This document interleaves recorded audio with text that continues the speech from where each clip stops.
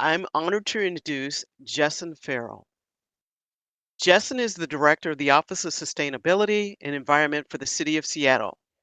As the Director of the Office of Sustainability and Environment, she leads the effort to move forward climate and environmental justice. She is a longtime environmental advocate who served in position 2 on the 46th District state legislation from 2013 to 2017, focusing in on education, labor issues, and transportation. In 2015, she led the effort to pass the Oil Transportation Safety Act. This act required advance notice of oil shipments to first responders and required greater public disclosure. She was the lead sponsor to Driving Under the Influence of Electronics Act to change the dangerous behavior of texting while driving. She grew up in Seattle in Lake Forest Park, graduating from the University of Washington before earning her Juris Doctorate from Boston College Law School. On top of all the great work she does, she's a dedicated mother of three, authoring her first book. Let's have a warm welcome to Jessyn Farrell. Welcome, Jessyn. Thank you so much. Good morning, everyone. You can put a little wave in the chat if you'd like to, since we're here virtually. I just want to say a big, huge thank you to Eleanor and to the planning committee. This is a huge effort to put together a day of learning from each other like this. And I know they did a lot of work with me. So I can only imagine all of the other behind the scenes work. So just a huge thank you to all of the planners, and little round of applause that everyone can do out on your screens at home or in the office. So here's what I'm going to do today. I'm going to do a little bit of an introduction about who I am.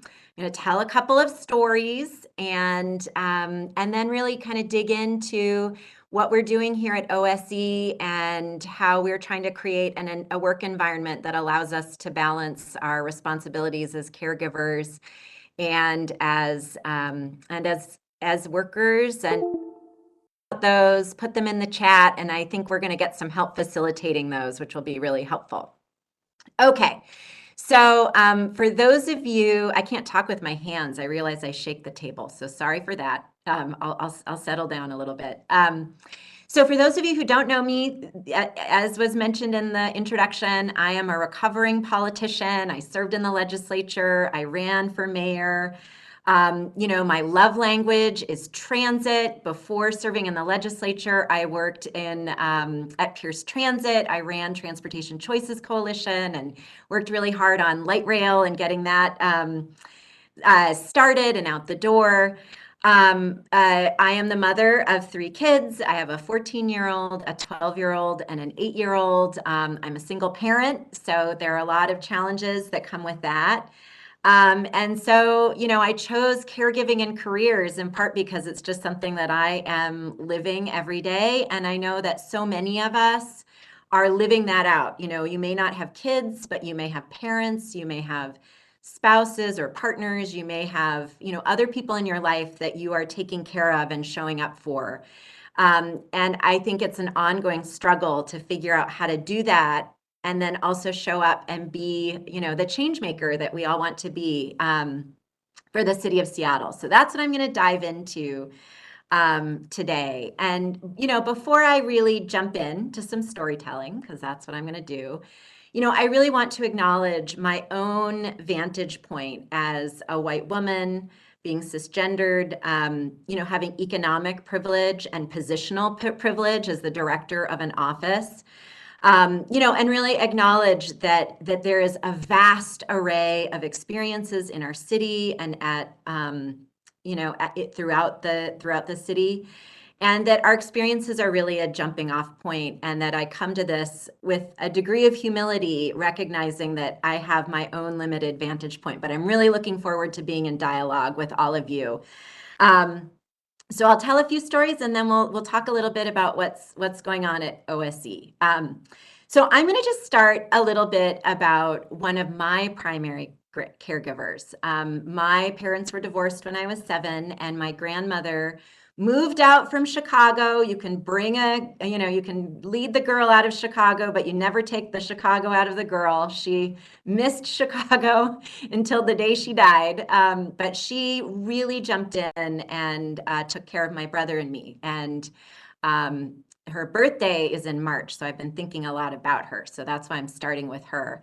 And she was my best friend. She was my greatest champion, and just loved me, in that unconditional way that we all want from our primary caregivers. And so this first story is how when I first ran for office in 2012, my grandmother was actually dying. She was very close to her passing, which happened at the end of March. So her birthday's in March, and she also passed in March. So I've been, as I said, thinking a lot about her. So I visited her every day during that first intense campaign. I had a 2-year-old and a 4-year-old, and the first campaign for the legislature. But in all of that, I would go visit my grandmother and talk to her about the campaign. She was so excited that I was running.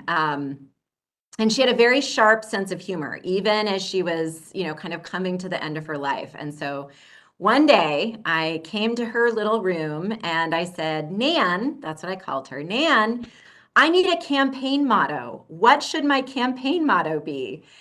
And Nan looked at me and she took her time. She was very slow because she was very old. She was 92. And she looked at me and she said, we may not always be right, but we're never wrong. And that was just so funny because she was poking me in her way of saying, you're going to go into politics. And, one of the things that comes with authority can be this lack of humility and this lack of, willingness to learn from each other and kind of go off into your space of power. So I just loved that. Here she was, 92 years old and trolling her granddaughter. You may not always be right, but you're never wrong. And just, kind of instilling, even in her last days, this sense of, really needing to be guided by a value around humility and listening to people and just not taking yourself too seriously. And that is a long time parting gift of my grandmother. So that's the first story about her. So I'm now going to talk a little bit about another story.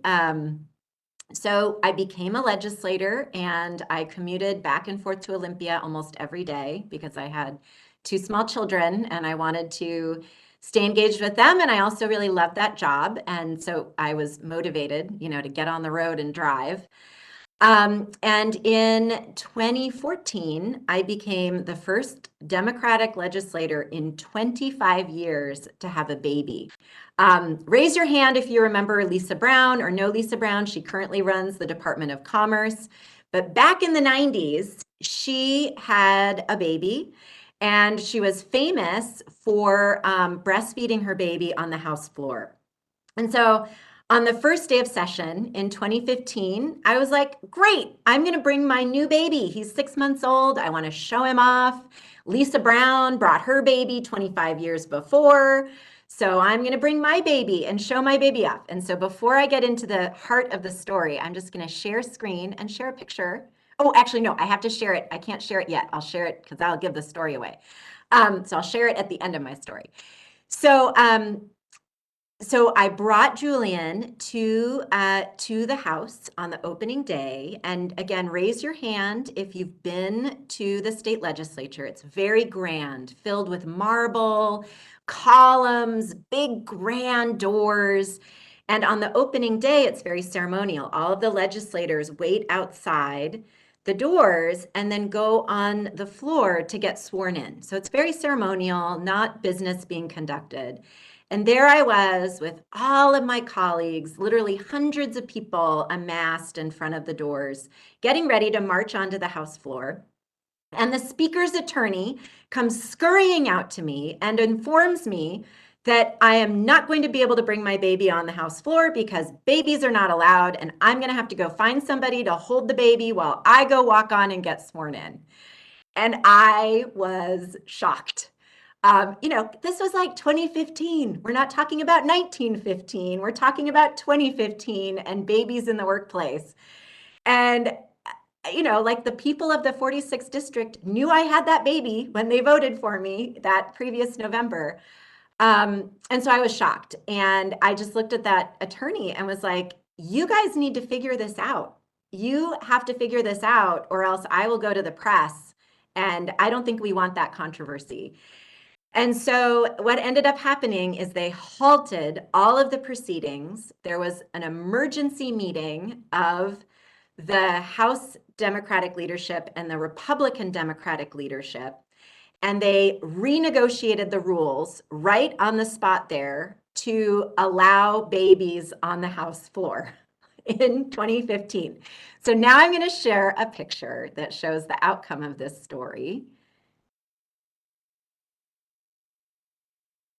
So there you have it. I think you can see there's me and Julian. He was a very cute, robust baby. And the really fun thing about this was, yes, I got to bring him on the house floor, and that was really wonderful. And I got lots of nice pictures that I get to remember this moment by. I'm going to stop sharing now. But one of the really amazing things is that it wasn't just me who benefited from this, but all of the caregivers in the legislature benefited from this. There was a Republican colleague of mine from Kitsap whose daughter had had a baby later in the session, and he helped provide childcare. So he was able to bring his granddaughter to the House floor to take care of her. And so really the takeaway for me is that when we're promoting policies that are good for parents and children, we also can be promoting policies that are good for caregivers across the board, because almost all of us in some way is a caregiver. And that's really what I've been thinking a lot about in this new leadership position at OSE, and really ever since that day and kind of the outcome of that. And, in the legislature, I got to go on and be one of the lead negotiators for our state's paid family leave policy. I got to be a lead negotiator with Karen Kaiser in the Senate to allow for additional pregnancy protections. Prior to I think it was passed in 2017. It's starting to get to be a long time ago now, but prior to 2017 in Washington State, you could get fired for taking a water break in some workplaces if you were pregnant. You could get fired for going to a prenatal appointment. You could get fired for sitting down, like if you were a grocery store checker. And so Senator Kaiser and I promoted a bill to really sharpen up pregnancy protections for workers. And then another thing I did was I was the prime sponsor of the bill to raise the minimum wage. And that was, of course, led by folks in Seattle, politicians, activists, and eventually it became a statewide law. And I bring these policies up because having living wages, having access to time off, really is part of being able to show up as a caregiver. And I think the city of Seattle is really a leader in providing access to these kinds of policies. And I think we can continue to push always. I'm an activist at heart, but I really do just want to acknowledge the city for being a leader in helping us have the time and what we need to be able to take care of each other and take care of our families. And there's still more to do, but those policies are really important. So one of the things that I'm just going to take a moment and kind of talk policy for a minute before turning into kind of to what we do at OSE and how we're thinking about this. One of the ongoing and persistent issues for women is the gender pay gap. And in Seattle, it's around 79 cents on the dollar. I know that maybe some of us on this call have like the best data, so you can feel free to put that in the chat if you want to. But one thing that is really important about data is it's really important to pull apart the aggregate data, because our experiences as women really are different depending on what our vantage point is. And Black, Indigenous, women of color have a different experience in the pay gap. It is more pronounced, it is more exacerbated. And so when we talk about data, it's really important to pull apart the aggregate and really look at individual demographic groups and their experience in that. Because in Seattle, it's shocking. There's a range of, according to Puget Sound Sage, 44 cents up to 79 cents as a range of the wage gap for women, and Black women on the lower end of that. So as we're thinking about what we can do in the city context, one of the things is to really look carefully at our own compensation policies across offices and departments and look at how that's playing across our demographic, how that's playing across demographics. So that's just one thing that I really want to point out.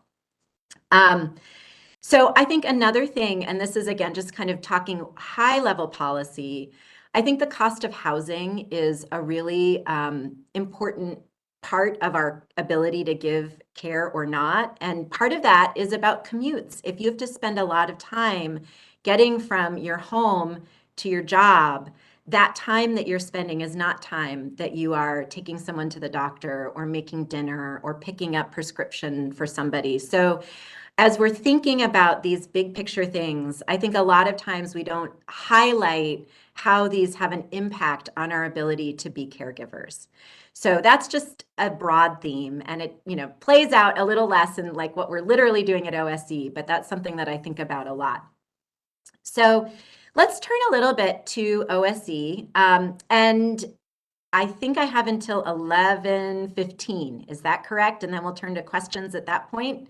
Somebody can give me a thumbs up. I'll go till 11:15 and then okay, 11:20. Thank you, Eleanor. Okay, awesome. So let's start out. Office of Sustainability and Environment. I have a rock star job with a rock star team. I am so thankful and lucky to be working with this amazing group of people. And for those of you who don't know what we do, our job is to create a healthy and thriving environment for everyone who lives in Seattle, with a really deeply centered focus on equity and economic justice. And we do that across a variety of workflows.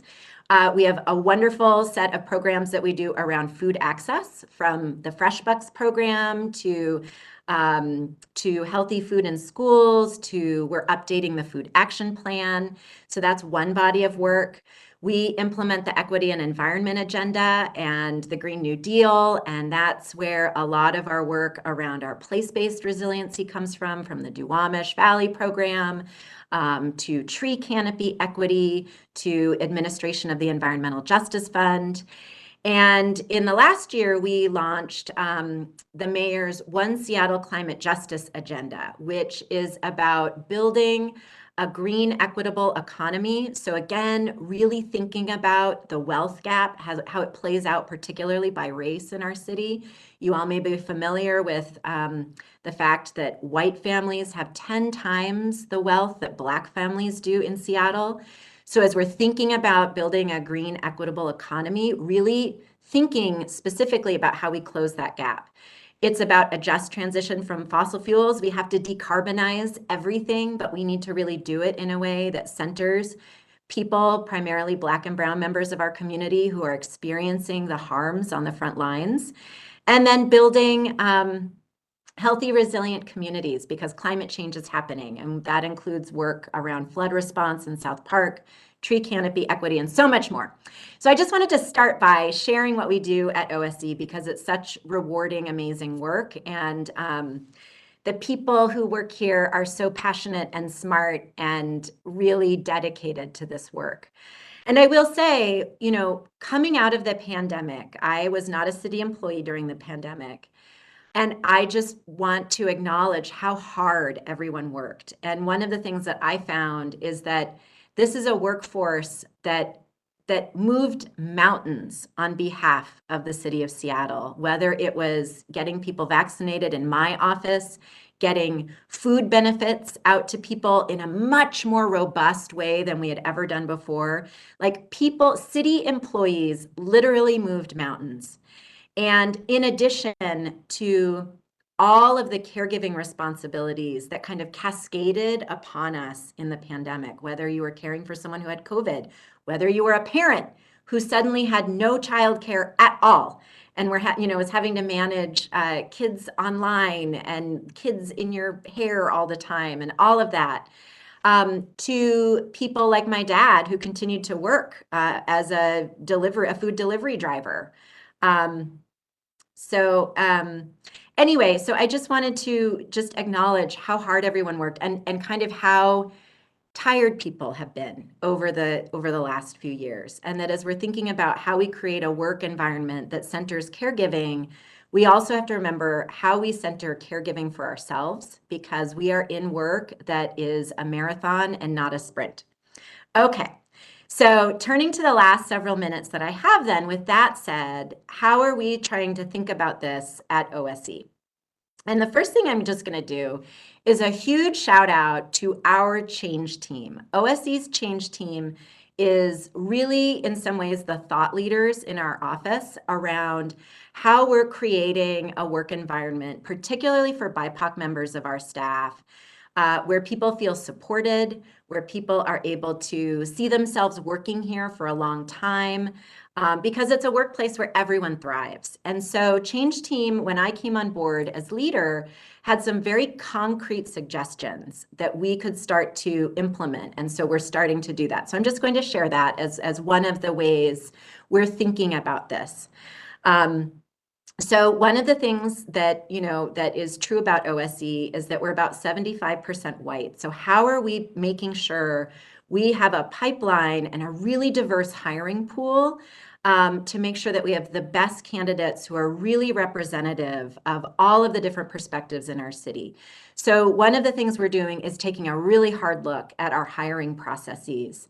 Another thing that we're doing is in looking at how we're retaining BIPOC staff in particular, we are embarking on a process to evaluate our cultural norms, our practices, our onboarding, because retention starts on day one. So how are we building systems that are really supportive of BIPOC members of staff? So that's a body of work that Change Team has really led, and I really am hoping, and that we've made a decision to resource and to focus on over the course of this next year. So I bring that to you as a really concrete thing that we're doing to make sure that people can thrive and stay and grow in this wonderful office that we work in. A second thing, so we'll do questions in just a moment. I'm almost done. A second thing that I'm really thinking a lot about is how are we building, again, I mentioned this around our work being a marathon, not a sprint. We all, particularly in my office, and I know for folks who are doing climate justice work across the city, really feel the weight of the science and the pressure to decarbonize quickly, and at the same time to do it in a way that really centers the experience and the needs and agency of BIPOC members of our community. And there's really a tension in how quickly we scale and how we build trust with members of our community that haven't always been served well by big institutions like the city of Seattle. And that is a real body of work that our staff carry. And so one of the things that we're trying to do better at, and I will acknowledge this is a process, we have not completely figured it out, as I know staff at OSE would attest to, which is really learning how to prioritize. And honestly, that means saying no to some things so that we can take on work that we can do well, but not be put in a position where our work subsumes everything that we're doing. Because this, again, the theme of our talk today is about how are we caregivers and how do we show up at work? And fundamentally, being able to be a caregiver is about time. You have to have time to take care of the people in your life and, again, to take care of yourself. And so this is a work in progress, but we are going through a strategic planning process. We're working closely with the consultant that the change team has engaged to help us think better about how we're retaining BIPOC members of staff and to really sync up these questions of how do we want to look in 3 to 5 years at OSC, given that we're really ambitious and we're really driven and we have a lot of work to do. And we need to pace ourselves so that we can show up for our families and our communities and show up for ourselves as well. So I am going to conclude there. It is a work in progress. I'm really grateful to all of you today to showing up and joining me for this chat. And I am happy to answer questions that I have answers to and help think about things that I don't have answers to. So thank you. Well, thank you, Jessyn, so much for your words of encouragement, how we can reach out and help others as well as ourselves, and pointing out some of the gaps we have in the workforce here at the city. So I have our first question for you to answer is how do you Uh-oh. Eleanor, I think you're on mute, but maybe you oh, there I'm we go. glad you caught that. Thank No you. problem. Okay, so thank you so much for your words of wisdom, identifying some of the gaps we have here at the city of Seattle and ways we're working towards trying to improve upon that. And so, first question we have is how do we get Seattle Human Resources to address the classification and pay disparity issues? Okay, that's a great question and a really important one. And I think by way of context, I will just start by acknowledging that public sector budgeting can be really challenging because it is inevitably a political process.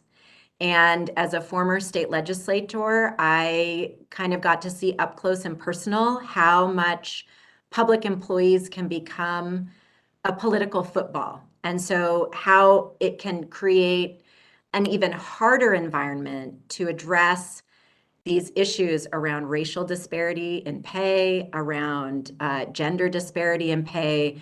So, we're existing in a context that can be really challenging for particular reasons because of the public nature of our work and the political nature and the budget cycle. So I just want to start out by acknowledging that HR in some ways can be limited because of those broader political issues. And I also want to just acknowledge our labor partners at the city, like how important our labor partners are in making sure that these things are a part of the broader dialogue. So that's really important. So I will start by saying I am not an expert in SHR, and I'm learning on the job. This is a place that I've had a very high learning curve. But what I will say is that one of the things that we're doing in 2023 is doing a compensation review within our office. Now, how that works in bigger departments where there's a single HR department in other offices, but we're going to start by doing a compensation review so that we can kind of look beyond some of the aggregate numbers and really investigate how our pay is scanning with our demographics and to start to take steps to address those kinds of concerns. So that's how we're looking at it in our office. In addition, we're looking at how do we create career ladders? How are we creating opportunities for people to move into leadership roles? We're a small office, we're about 38-ish. So those are limited, but the city as a family has a lot of opportunities. And so how are we connecting people at OSE to some of those opportunities across the city? So those are a couple of the ways that we're looking at it. Okay. Thank you. Next question. Which consultant was used for the OSC change team? So why don't I, as a follow-up, and if any of our change team members are on chat, you can just put it in, but if not, I'll just send around an email with Okay. the details. We actually have 2 consultants engaged, so I'll send all that as part of a follow-up, unless someone from OSC is on and wants to just stick it in the chat for us. Okay. And But next no question. pressure, no No pressure, pressure. OSC. Don't worry, no pressure. Next question. A pilot was being run in the state of California to allow state workers to bring babies to work up until crawling age, approximately 6 months, to alleviate burden on breastfeeding mothers. Has Change Team explored policies like this at the city?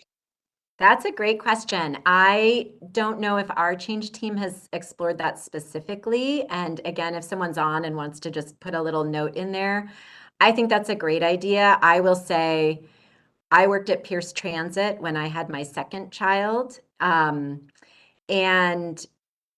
there was no paid family leave at that time. I went back to work when my son was 6 weeks old, and it really kind of laid bare. There was no, breastfeeding space. And I will just say that while it was hard for me, frontline workers have even additional challenges. Like if you are a bus operator and you have a new baby, it's hard to find a bathroom break, let alone time to pump. So really acknowledging that bringing babies to work is maybe part of the answer, and I think it's really worth exploring. I brought you, as you saw, I was able to start bringing Julian to work, once we negotiated the change.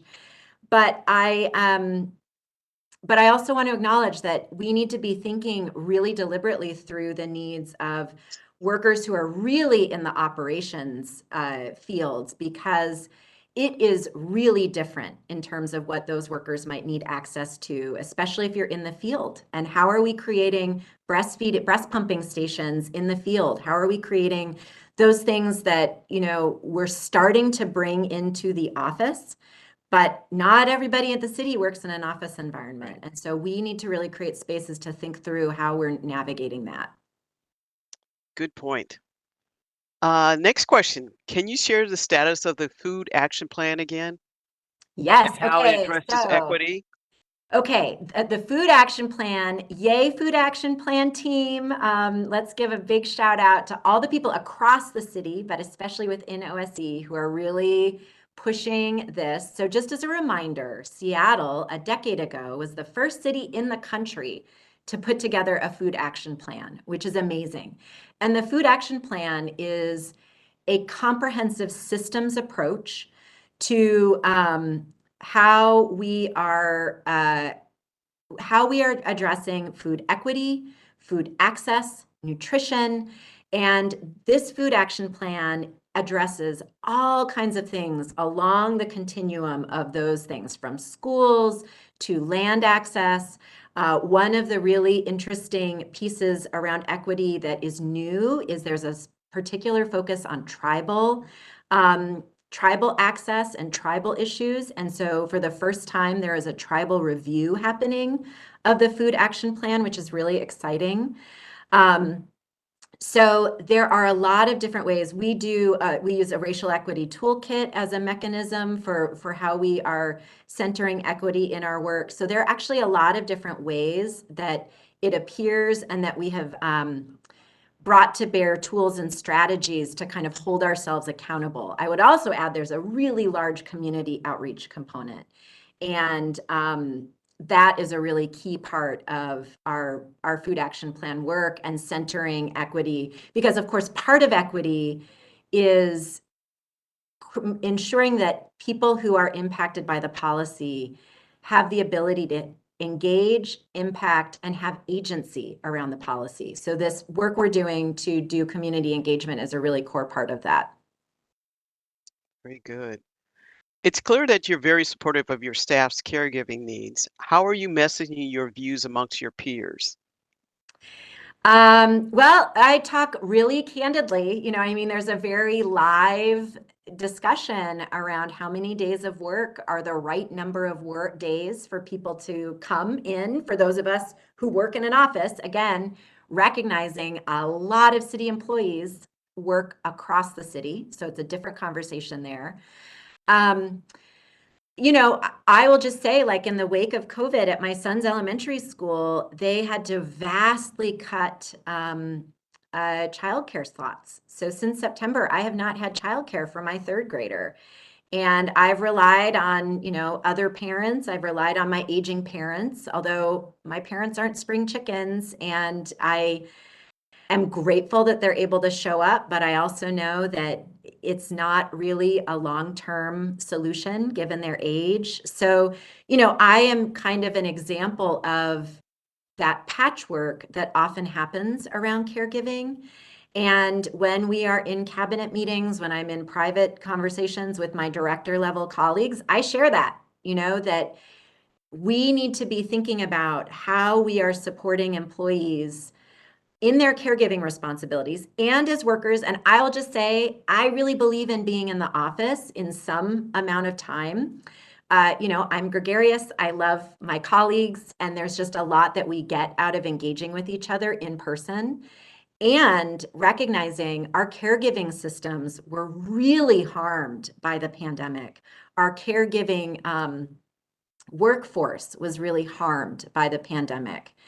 And so we need to be kind of working in tandem to rebuild that system as we're expecting people to be more, be back in the office. But again, keeping in mind, these are issues for people who don't work in the office in our city too. And we need to continue to center how folks who don't work in a single location are able to manage these caregiving responsibilities. And it looks and feels different. Right. Correct. Have the city thought about bringing an early childhood education institution for children from age 0 to 50 to the city?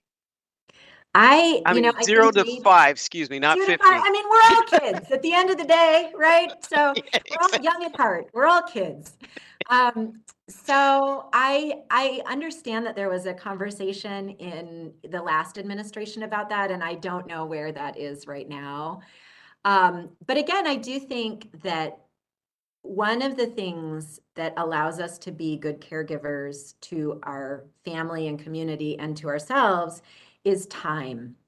And when we have things that are locationally efficient, like housing that's affordable within the city and childcare that is close to our jobs, that allows us to have more time to do the caregiving that we need to do or to work. It's good for employers too. Like at the end of the day, we can't forget that part that people show up as more efficient, dedicated, passionate workers when they're able to provide care in all the ways that shows up in their lives. very true. Safety around the downtown core fluctuates over time, and low points tempt us to consider commuting by car over public transportation.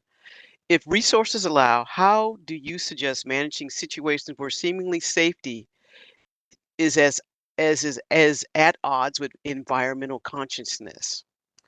Yeah, that's a really good question. And I will say sometimes caregiving is at odds with environmental consciousness because we may need to drive so that we can get someone to an appointment or, um, so I think as we are rethinking downtown and re-engaging in downtown and thinking about what the role of the commuter is, I would say one strategy for sure is that we just have to broaden who downtown is for and how we think about engaging with downtown. Like one of my hopes as we are thinking about downtown is that we are bringing young people and elderly people into downtown in a much more robust way than we do. Like we have these amazing arts institutions. What if we said every fourth grader is going to go to SAM at some point in their fourth grade year? And what if every senior center in Seattle is going to come to SAM?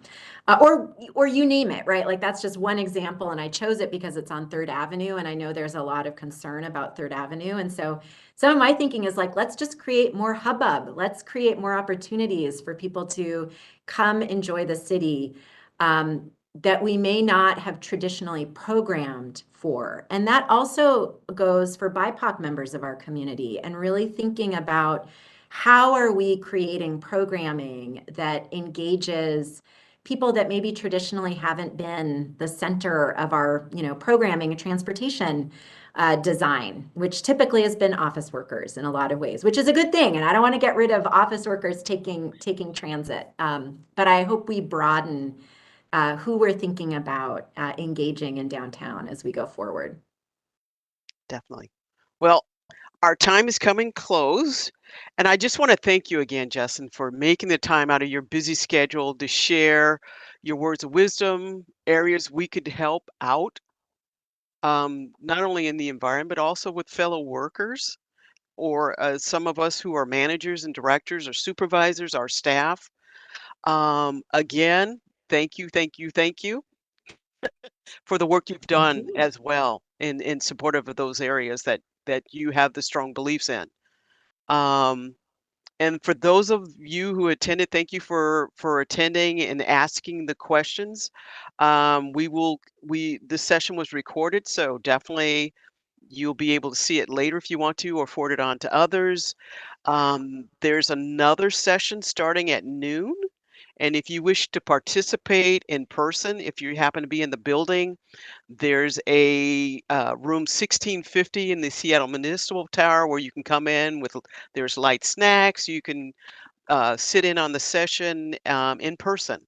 So thank you to everybody for coming and participating. And can we give a warm welcome and thank you to Jessyn? Thank you, Thank you. everyone. Have a great rest of your day. Thank you, Eleanor and planning team. Take care. Thank you. Bye. Bye.